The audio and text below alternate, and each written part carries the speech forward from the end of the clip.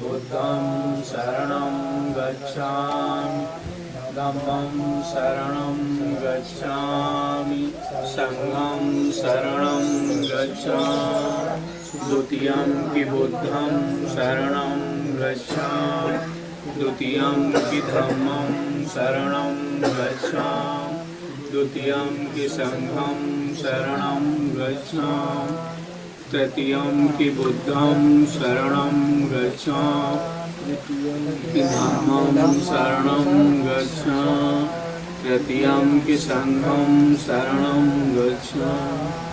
पाणातिपाता वेरमणि सिक्खापदं समादयामि, आदिन्नदाना वेरमणि सिक्खापदं समादयामि, कामेष्वमिच्छाचारा वेरमणि सिक्खापदं समादयामि, मूषावादा वेरमणि सिक्खापदं समादयामि, सुरामेरकपाटदाना वेरमणि सिक्खापदं समादयामि, सर्वपापस्य अकरणं कुशलस्य उपसम्पदा सचेतपर्योदपनं एतन्बुद्धानुशासनं।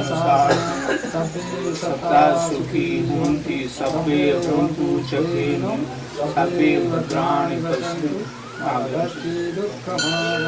साधु साधु साधु।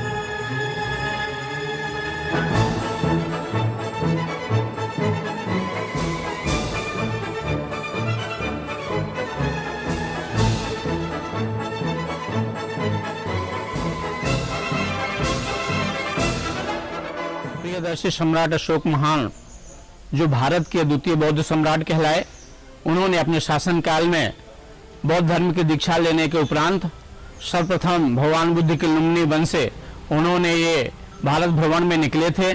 और उसी भारत भ्रमण के दौरान यह रूपनाथ गांव भी एक स्थान था जहां से 256वां पड़ाव यहाँ पर पड़ा था। और यहाँ पर उनके हस्तलेख शिलालेख जो विद्यमान है आज से 2000 साल पूर्व का है।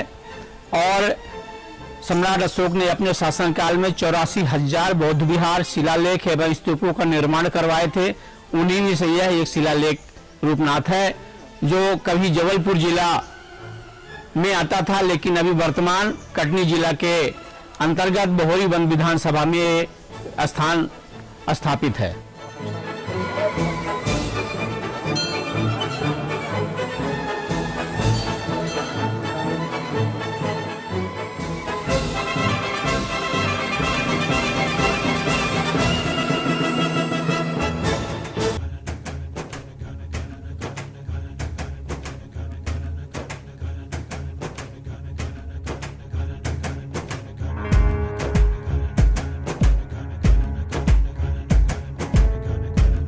पुरातात्विक इतिहास और अवशेषों के आधार पर हम ये कह सकते हैं कि भीटा, पाटन, तेवर, लमेटा घाट, गोपालपुर, ग्वारी घाट, तिलवारा घाट और वर्तमान में ये रूपनाथ जो बहोरी वन तहसील जिला कटनी के अंतर्गत आता है, ये विदिशा, रायसेन, उज्जैन, रीवा, देउर कोठार, सतना, जहाँ पर भरहूत पुरातात्विक मौर्यकालीन सभ्यता के अवशेष हमें मिले हैं।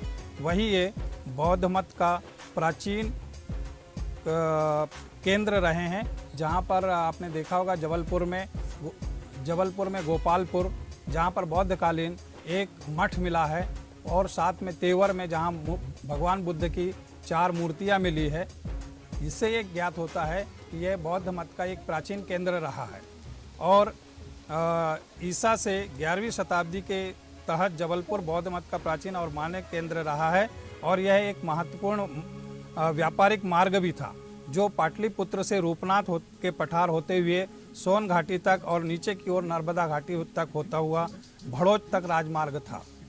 कैमूर की पहाड़ियों की ओर से भी रूपनाथ होता हुआ इलाहाबाद को जोड़ने वाला एक अन्य मार्ग अवश्य रहा होगा। और रूपनाथ के शिलालेख से ये सिद्ध होता है कि अशोक का यहाँ 256वां पड़ाव रहा है।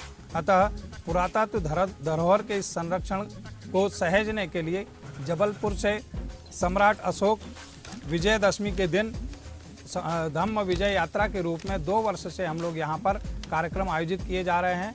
और इस वर्ष धम्म विजय संदेश यात्रा जो हमारी जबलपुर से प्रारंभ होकर बुढ़ागर, पनागर और मंझोली होते हुए, सिहोरा होते हुए यहाँ पर कार्यक्रम का आयोजन